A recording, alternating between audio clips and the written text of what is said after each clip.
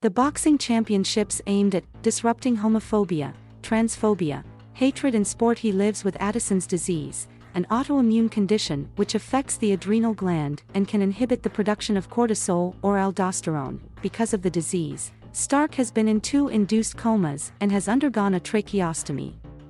He remembers suffering from post-traumatic stress disorder, with the dreams of the comas actually causing trauma after his second. And that is how he came to find boxing, the sport he describes as providing him the gift of being myself, feeling comfortable, feeling vulnerable. Through his journey in boxing, Stark has come to organize the World Gay Boxing Championships, the world's first LGBTQI+ boxing tournament, which will be held in Sydney in 2023. The slate of events, which have been backed by Boxing Australia as well as most of the sport's leading organizers and administrators, will feature amateur fighters of different weights, ages, and abilities. As well as introducing the sport to a whole new audience, Stark hopes that the WGBC can disrupt homophobia, transphobia, hatred in sport. Read, maybe he wasn't the problem.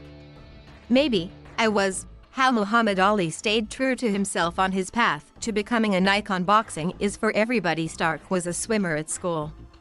He remembers being picked last in school sport, apart from in the pool. His introduction to boxing came when he visited his local martial arts center for some self-defense classes. Previously, he had considered the sport to be barbaric. But it has become a safe space. Because of the masculine nature of the sport, many might consider boxing very heteronormative, according to Stark. But as a member of the LGBTQI+ community, he has come to find the sport extremely inclusive. Boxing is for everybody, he says. I've found the sport, from my personal experience, to be very inclusive.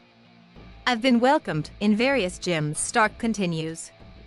I've been training for my first fights, and all of my gym coaches, the trainers, everybody involved in our first fight have just been very welcoming, to the extent that coaches and participants have even been recording Happy Pride Month videos. Stark fell in love with the sport, fully immersing himself with the club and the classes there.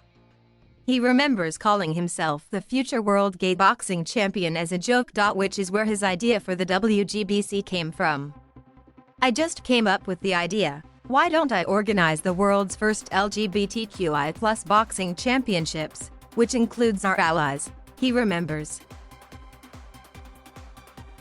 The inaugural WGBC will be held in Sydney in 2023 to coordinate with World Pride and Mardi Gras in the city. Stark has received stamps of support from the world's leading boxing organizations, the World Boxing Association, the International Boxing Organization, the World Boxing Council, and the World Boxing Organization. Read, every single time I lift the bar, I'm just lifting my country up. Shiva Karaut's quest for powerlifting glory, starting at the bottom as well as putting on a festival of boxing for all ages, abilities, and skill level. Stark hopes the WGBC can impact LGBTQI+ representation in the sport. There have been very few out professional gay male boxers who have won major championships, he explained. I think representation and visibility is really important. But Stark believes that while improving representation at the elite level is important, there is not enough focus placed on the grassroots and amateur levels. But as well as encouraging engagement with the sweet science, Stark hopes he can have an effect on stopping homophobia and transphobia in sport. According to one study, 80% of the more than 12,000 participants from across the world have witnessed or experienced homophobia in sports.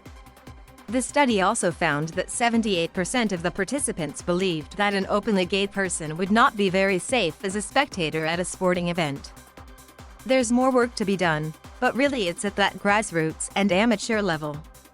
And I talk about disruption through inclusion and participation, he said. I'm working with an organization called Proud to Play. They're going to do consultancy outreach for us and community engagement to help with our trans and gender diverse policy. But also, we're working with them on an inclusive gyms project. You think if you feel more welcome at the gym, if you feel welcome to train, you're more likely to get involved in sport at the amateur level and maybe through to the professional level. Stark's first hope is that the WGBC can bring the boxing, LGBTQI+, and wider community together. As for his long-term hopes, he wants something more transcendent. The reason I set up the organization, I want to no longer exist by the end of the decade.